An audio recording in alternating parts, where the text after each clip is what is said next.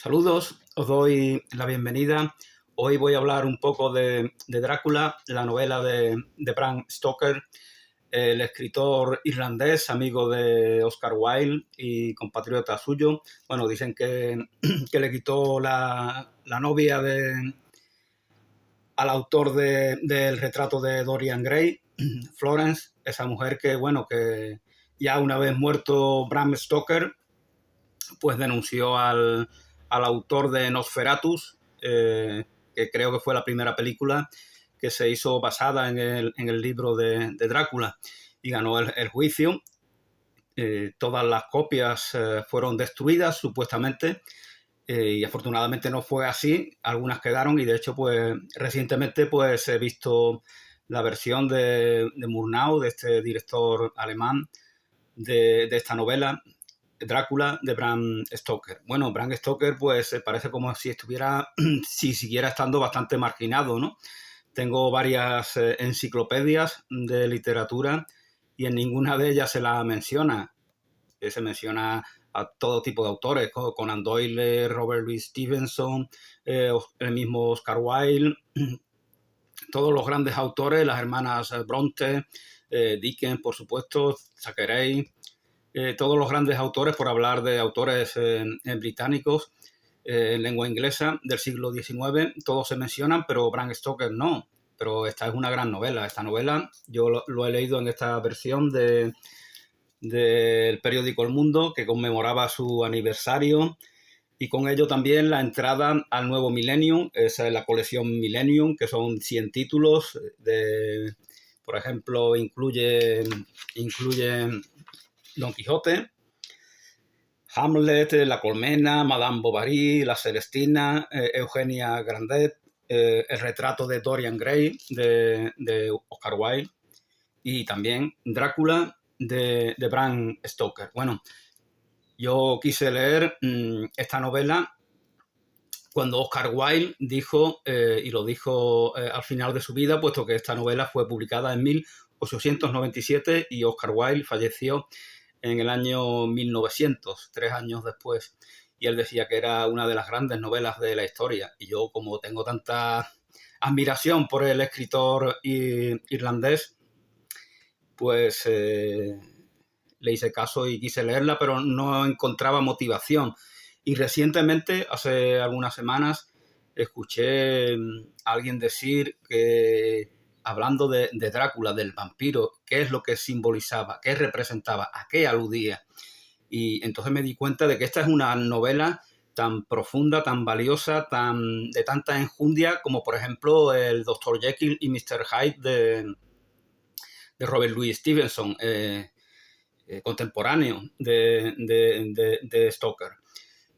Porque Drácula está en relación con eso que queremos reprimir, con eso en nosotros, en nuestro interior, en lo más profundo, en la sombra que hay en nosotros, como diría Jung.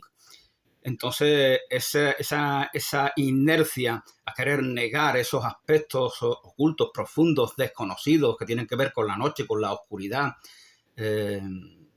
esa inercia en este imperio del sol, en este imperio de la luz, que en cierta medida nos beneficia en algunas cosas y nos perjudica en otras, por ejemplo, en hacernos, en incitarnos a no querer reconocer otros aspectos que forman parte también de la naturaleza humana.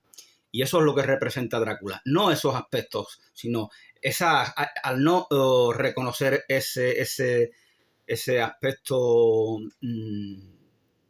sombrío, por decirlo así, sombrío de sombra, que existe en nosotros, pues forjamos el monstruo.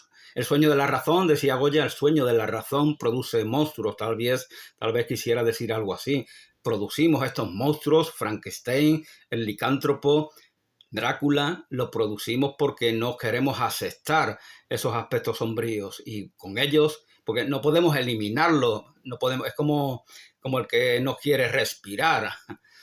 Si no quieres respirar, pues va a seguir respirando, porque si dejas de hacerlo, pues simplemente la vida en el mundo se te acaba.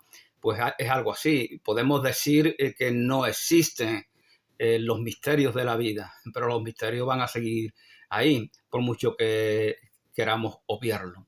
Pues ese misterio interior que está en relación con eso sombrío, a lo cual aludía, esa ignorancia, ese menosprecio que sobre tal cosa hacemos, es lo que va forjando ese monstruo que nos chupa la sangre y que llamamos Drácula, el vampiro.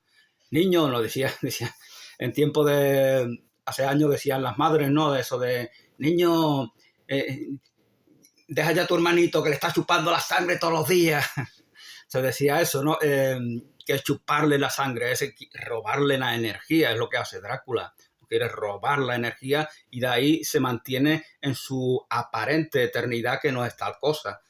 No es tal cosa porque el mundo, este que aquí tenemos, ante todos nuestros sentidos, reconocidos y no, este mundo pues ha sido forjado para nacer y para morir, y entre una cosa y otra pues pasan muchas cosas, evidente. Por ejemplo, el que yo esté aquí ahora haciendo este vídeo. Pero Drácula, el vampiro, el inmortal en el mundo, es un intruso, es un extraño, y como decía en algún documental que veía algo, al final alguien que de alguna manera representaba a ese vampiro, a Drácula, decía, al final me aburro aquí porque me conozco el mundo entero, todo el mundo me conoce, y no estamos hechos para ser eternos en este mundo. Acabaríamos aburriéndonos, creo que incluso en algún pasaje de la novela se dice, acabaríamos envidiando a los mortales, porque veríamos que ya no disfrutamos como lo hacen los mortales, que saben que a imagen y semejanza suya, de su mortalidad, está forjado este mundo. Es su hábitat natural. El hombre habita en el tiempo, decía María Zambrano. Por lo tanto, un vampiro que no acceda a la eternidad real, sino a una falsa eternidad que aparentemente se da a este mundo, acaba aburriéndose en el mejor de los casos. Bueno, pues yo como os comentaba, la versión que he leído es la de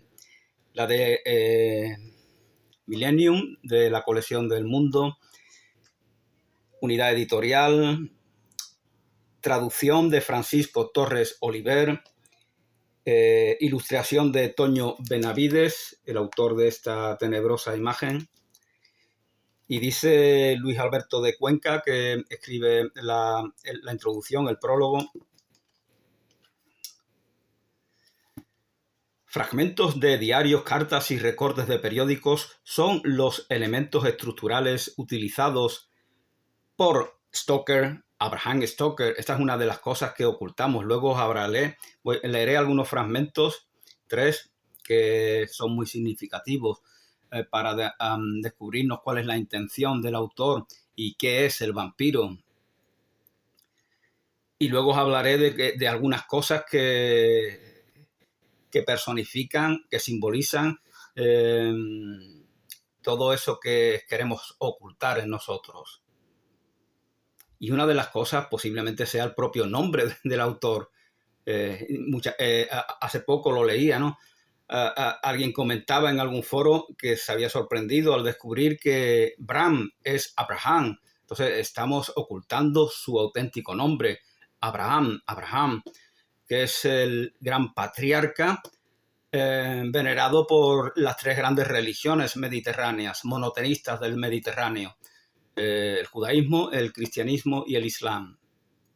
Entonces ese nombre, Abraham, es muy significativo. Bueno,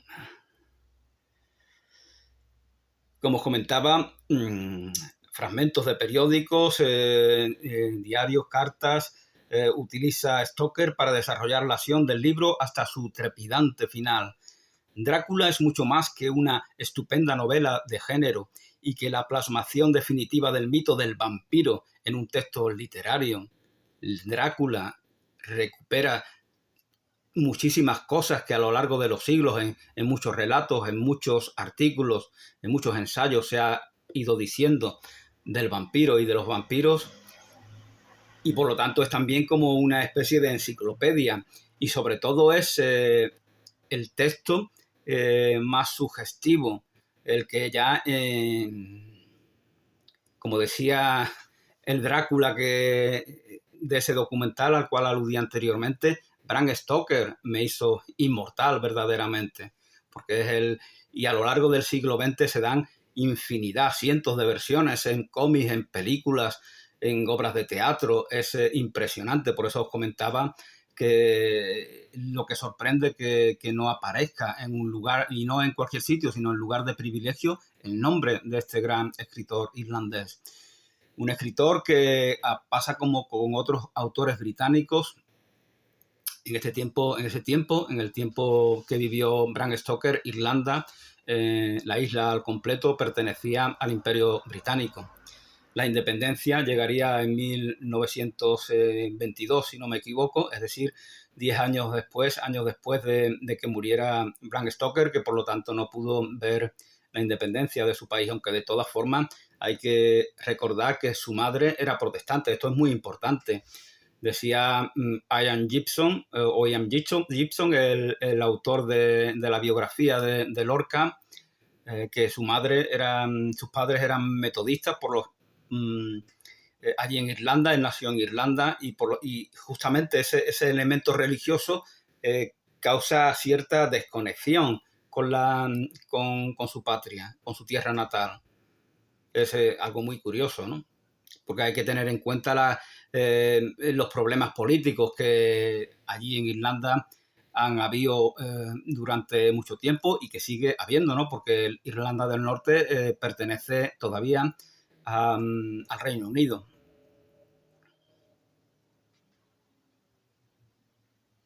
Drácula es un clásico de la literatura inglesa y una de las 15 o 20 novelas mejor construidas de las letras universales.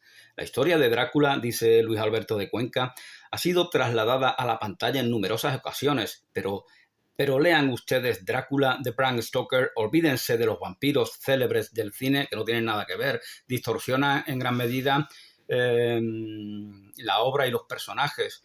Incluso en la gran película muy conocida, muy reconocida de Francis Ford Coppola, creo que es, de esa de 1992 o 94, que sale Anthony Hopkins, el gran actor británico precisamente, el galés. Incluso en esa película los personajes están distorsionados. Aparece Lucy, por ejemplo, como una mujer frívola, superficial, sensual, y aquí es todo lo contrario. Aquí los personajes son extremadamente profundos, bondadosos, benéficos, menos Drácula, que es el que pega bocado en el pescuezo. Los demás son todos personas maravillosas, muy dickensianas, ¿no? Como alguien dijo. Esas novelas de Dickens donde aparecen personajes maravillosos que ya no se encuentran, según dicen, en las novelas que se encuentran hoy en día. Bueno, pues Bram Stoker da a sus personajes también un halo dickensianos que es fácilmente reconocible. Olvídense de los vampiros célebres del cine y atrévanse a ponerle rostro al vampiro de sus pesadillas. Si es que el terror no acaba agarrotando su imaginación o entumeciendo su fantasía. Bueno, algunos sufren bastante.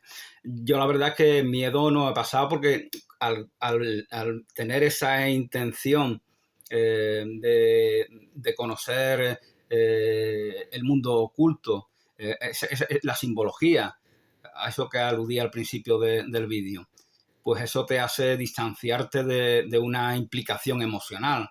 Casi pasa uno más miedo leyendo Cumbres Borrascosas de Emily Bronte, por ejemplo, que no es una novela de miedo, que leyendo este libro. Bueno, pues voy a leer esos fragmentos que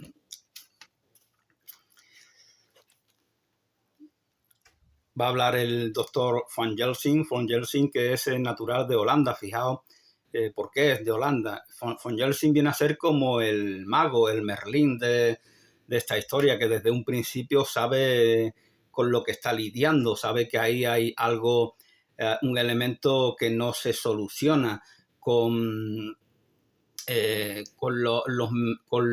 la curación convencional de cualquier médico. Antes de nada, dice Van Helsing, permítame que les explique lo que dice el saber y la experiencia de los antiguos y de todos aquellos que han estudiado los poderes de los no muertos, no muertos. Este es el título original que al principio Bram Stoker iba a darle a su novela, el no muerto, pero luego encontró la palabra Drácula, Vlad Dracul, el famoso empalador de Valaquia, pues le dio esa idea, por ejemplo, ¿no? Aunque también dicen que Dracolea o algo así, significa algo así como sangre en mal estado en la lengua gaélica, en la lengua irlandesa de la tierra natal de Bram Stoker. Cuando se convierten en eso, en no muerto, con el cambio, les llega la maldición de la inmortalidad. La maldición de la inmortalidad. Recordad lo que antes os decía sobre la inmortalidad aquí, que acaba convirtiéndose en una carga, puesto que este mundo no ha sido concebido para que seamos inmortales en él. No pueden morir, siguen subsistiendo siglo tras siglo, sumando nuevas víctimas y multiplicando los males del mundo. Pues todos los que mueren víctimas de los no muertos se convierten en no muertos a su vez y atacan a su especie. Es decir, Drácula es un poco como el general el interruptor general de cualquier edificio. Cuando lo desconectamos, ya su energía no está en ningún lado. Pues de esta misma manera, cuando acabamos con Drácula, todo el mal que ha ido extendiendo en otras personas a través de sus besos, que es un eufemismo que se usa para bocado en el pescuezo, a través de absorber su sangre y de compartir la propia con sus víctimas, pues liga un lazo demoníaco, digámoslo así, con ellas. Y como os comentaba, pues de la misma manera que desconectamos el interruptor general y ya no hay energía eléctrica en ningún lado, cuando acabamos con el vampiro principal, con Drácula, todo su mal queda desactivado y se liberan sus víctimas también. De este modo se va ensanchando el círculo como las ondulaciones que produce una piedra al caer en el agua. Amigo Arthur, si le llega a dar aquel beso,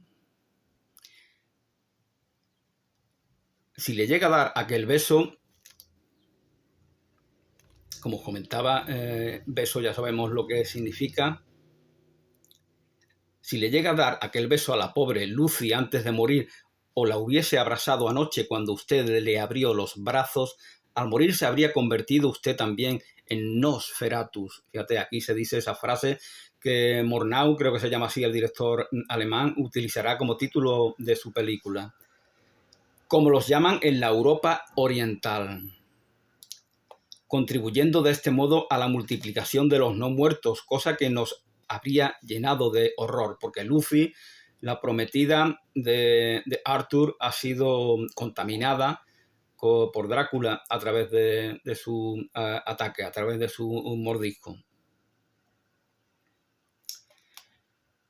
La actividad Nosferatu, como alguien comentaba, tiene una etimología errónea que quiere hacernos ver que viene del griego y viene a significar como enfermedad contagiosa, como pandemia. Esto evidentemente pues se presta a mucho juego, ¿no? Pero parece ser que esa es una etimología errónea.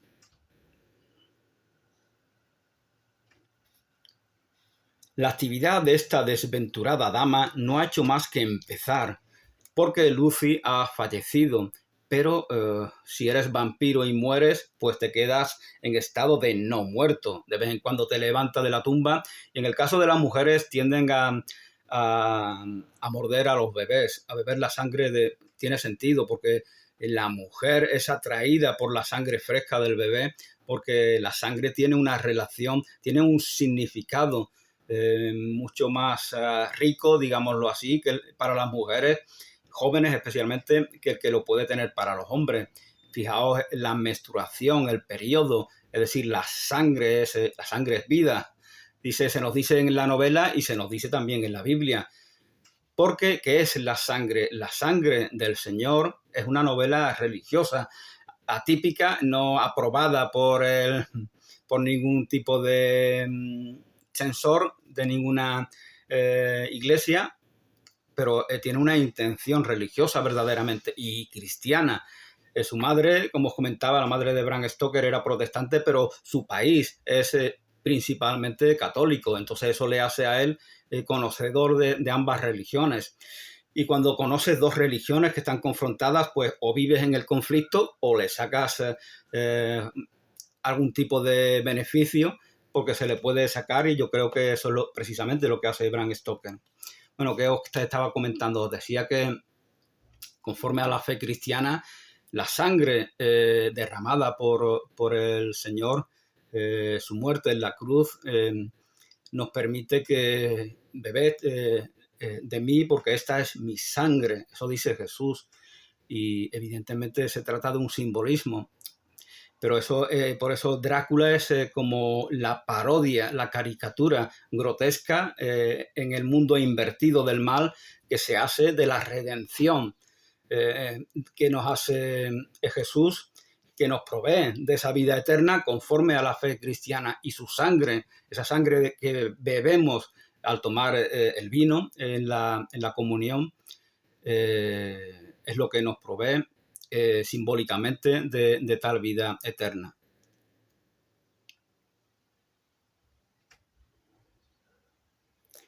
La actividad de esta desventurada dama no ha hecho más que empezar. Esos niños cuya sangre chupa aún no han sufrido un daño irreparable. Pero si sigue viviendo perderán cada vez más sangre, les hará acudir a ella con su poder y le sacará la sangre con su boca perversa. Pero si muere rectamente, entonces todo cesará, desaparecerán las pequeñas heridas de su garganta y volverán a su juego sin saber el peligro que corrieron. Si podemos acabar con el cuerpo corrompido de Lucy, no solamente la liberamos a ella, que ya puede descansar, porque ella es una víctima. Fijaos, aquí en la novela los que son contaminados, incluyendo el propio Drácula, no son verdugos, o no solamente lo son, sino que también son víctimas en la medida en la que están perdiendo su liberación, su auténtica liberación, y se atan al mundo a través de una falsa inmortalidad en él. Por eso, cuando acaban con Drácula en este canal, no me cuido yo de los spoilers, como dicen por ahí, y bueno, es una historia tan conocida que no tiene sentido, ¿no? Pero bueno, por eso al final, cuando Drácula muere, pues su rostro se relaja, hay serenidad. ¿Por qué? Porque ya ese hombre que vivió hace muchos siglos y que supuestamente en algún lugar se insinúa que era un alquimista, aunque también él mismo presume de haber dominado reinos, y por lo tanto es soberbio, ¿no? Dice, ¿cómo vais a acabar conmigo si yo he dominado a reinos y los he tenido bajo mis pies y ustedes no sois nada, sois más que unos miserables mortales? Afortunadamente, pues sí que acaban con él, y él, el verdadero, el alma que en algún momento no estuvo contaminada, pues puede liberarse de tal contaminación. Bueno, como os comentaba, si Lucy muere rectamente, entonces todo cesará. Desaparecerán las pequeñas heridas de su garganta y volverán a sus juegos esos niños sin saber el peligro que corrieron. Pero la mayor bendición es que cuando ésta no muerta descanse verdaderamente como descansan los difuntos, el alma de la pobre dama a la que amábamos volverá a ser libre. A la que amábamos, Lucy volverá a ser libre. En vez de cometer iniquidades durante la noche y aumentar su degradación durante el día, ocupará el lugar que le corresponde entre los ángeles. Ocupará el lugar, fijaos, no ha perdido su alma, sino que, según lo entiende Van Helsing, va a ocupar su espacio en el mismísimo cielo. De modo, amigo mío, que será una mano misericordiosa la que le aseste el golpe que la puede liberar. Una mano misericordiosa, aquella que clava la estaca en el pecho de esta no muerta y le corta la cabeza, está liberando a esta mujer, a esta alma. Yo estoy dispuesto, pero no hay nadie entre ustedes con más derecho. ¿No será una alegría pensar después en el silencio de la noche cuando no llega el sueño? Ha sido mi mano. Está invitando evidentemente a su prometido a que cometa tal acción de clavar la estaca en el pecho de Lucy, del cadáver de Lucy. Ha sido mi mano la que la ha ayudado a subir a las estrellas. Ha sido la mano de quien más la amaba, la mano que ella habría elegido entre todas de haber podido escoger. Díganme si hay alguien aquí entre nosotros. Evidentemente, Arthur pues va a responder positivamente a tal invitación.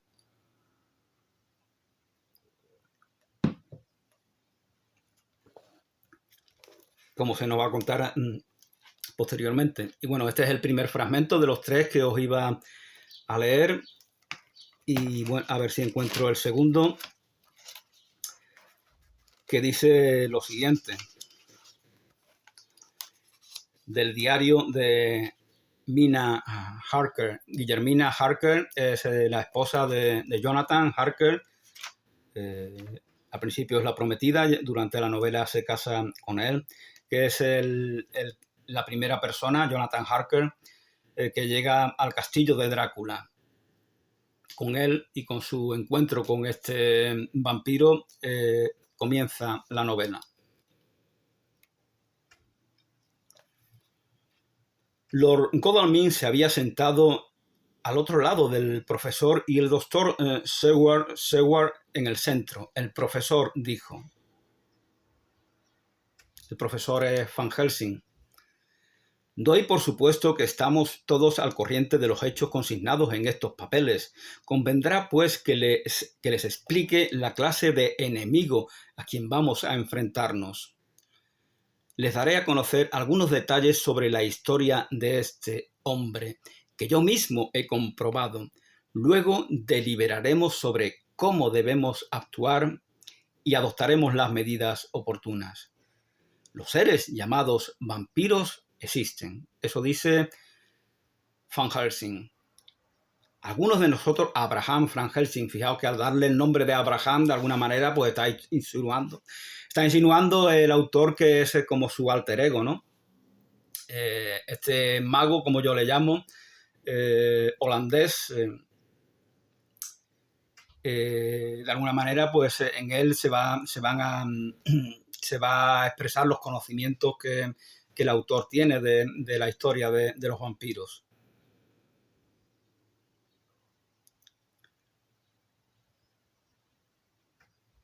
Confieso que al principio yo mismo era escéptico.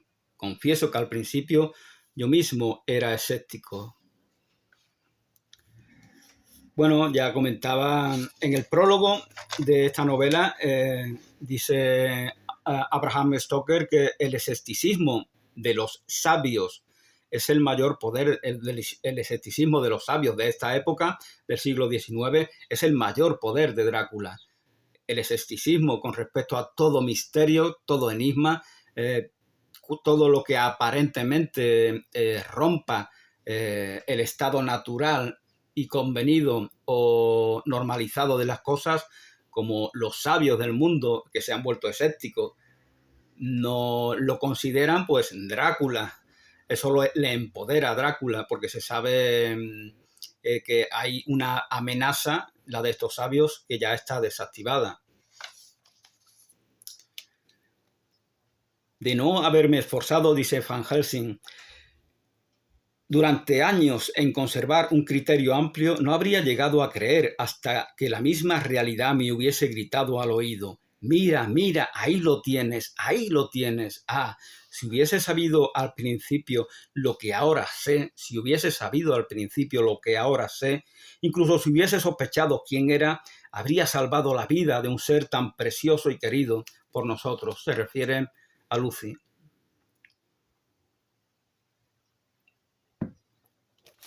No salvó su vida, pero salvó su alma, como comentaba en el pasaje precedente.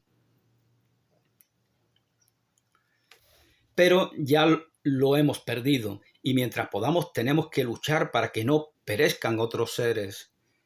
El Nosferatu no muere como la abeja cuando pica. Al contrario, se vuelve más fuerte y al ser más fuerte tiene más poder para hacer el mal. El vampiro que hay entre nosotros tiene la fuerza de 20 hombres y es más astuto que cualquier mortal, pues su sagacidad ha ido aumentando con los siglos. Como la inteligencia artificial se va enriqueciendo cada vez más, se va ese elemento vampírico se va haciendo cada vez, va adquiriendo cada vez más contenido, más fortaleza.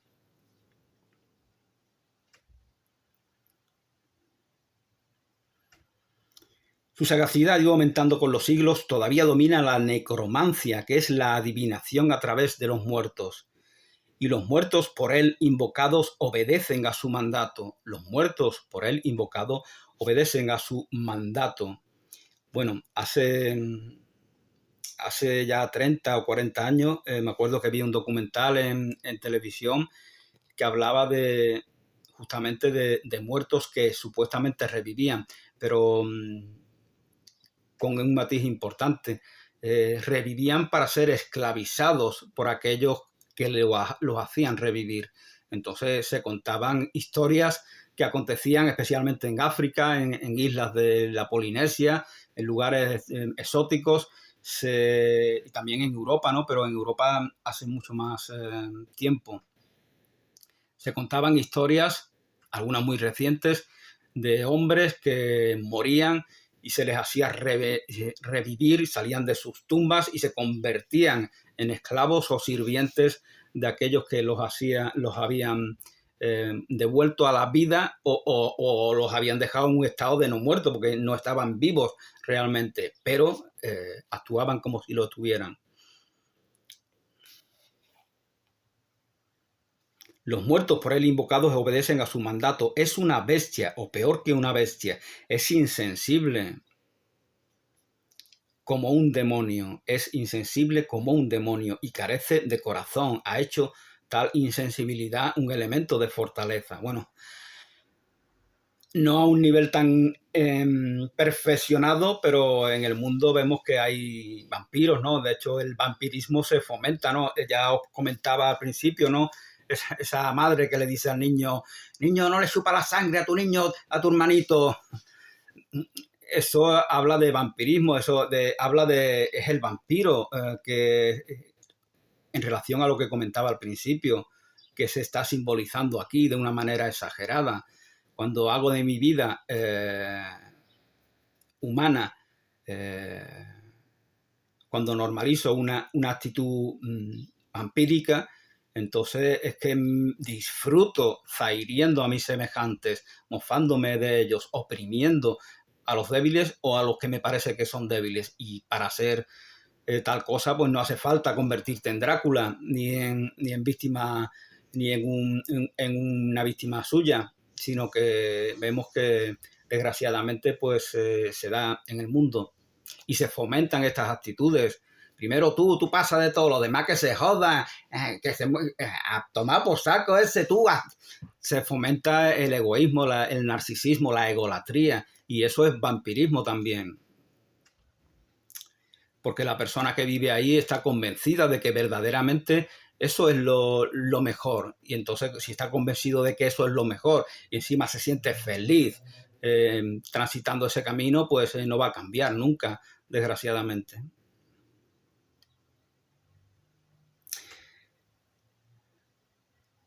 Dentro de ciertos límites puede aparecerse cuando quiere y donde quiere, adoptando determinadas formas a su antojo. Y dentro de ciertos límites también puede mandar sobre los elementos como la tempestad, la niebla o el trueno. Ejerce poder sobre todos los seres inferiores, las ratas, los búhos, los murciélagos, las mariposas nocturnas, los zorros, los lobos, y es capaz de aumentar su volumen, es capaz de aumentar su volumen o disminuirlo, y hasta de desvanecerse. Entra en la tumba convirtiéndose en un elemento gaseoso o algo así. Bueno, el agua hace eso, ¿no? ¿Qué le pasa al agua cuando llegan las temperaturas extremadamente elevadas? Pues que se disuelve y se convierte en vapor de agua. ¿Qué le pasa al agua cuando hace muchísimo frío? Pues que se contrae, se retrotrae sobre sí misma y se convierte en hielo. Por eso bien se dice que el invierno es femenino y el verano es masculino, porque en el verano todo se expande hacia afuera e incluso los metales se dilatan. Y en invierno acontece lo contrario, todo se contrae, todo se retrotrae sobre sí mismo. Y ese mundo que negamos está en relación con todo esto, está en relación con estos animales, con estos lobos, estos murciélagos, esa noche, esa oscuridad, ese sentido de la audición que como impera la visión de vídeo, por ejemplo. ¿Vídeo de qué viene? De ver.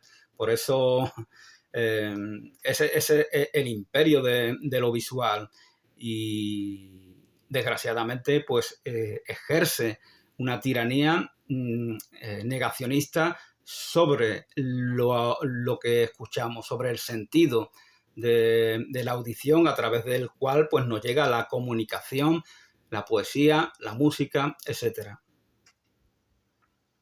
Y eso forma parte también de lo que negamos, en el sentido en el que lo comentaba al principio del vídeo.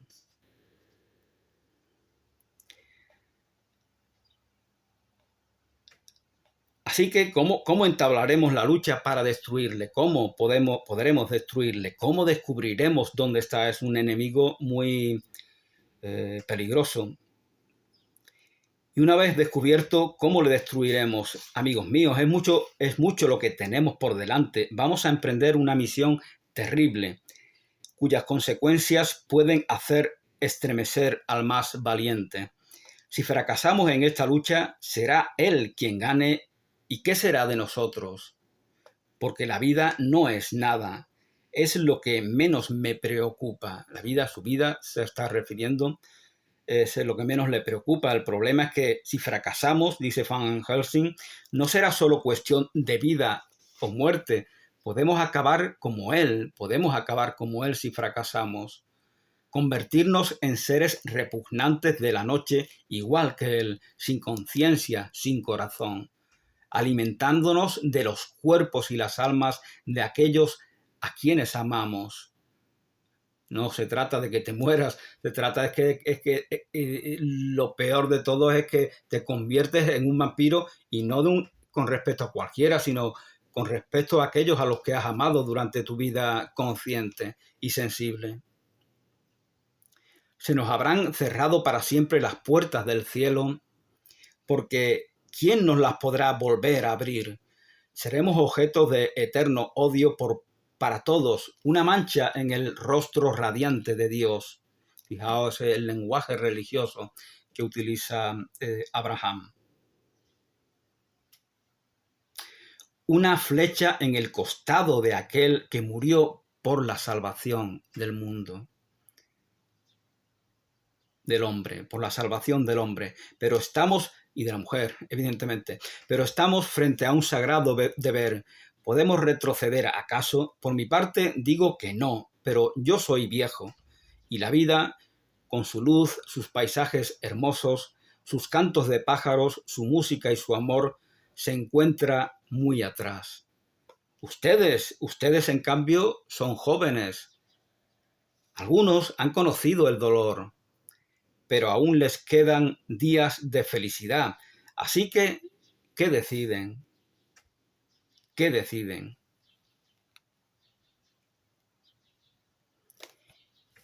Y por el momento voy a dejarlo aquí, ya daré término a lo que me queda de este fragmento y del tercer fragmento y comentaré algunas notas en un próximo vídeo. Gracias y hasta la próxima.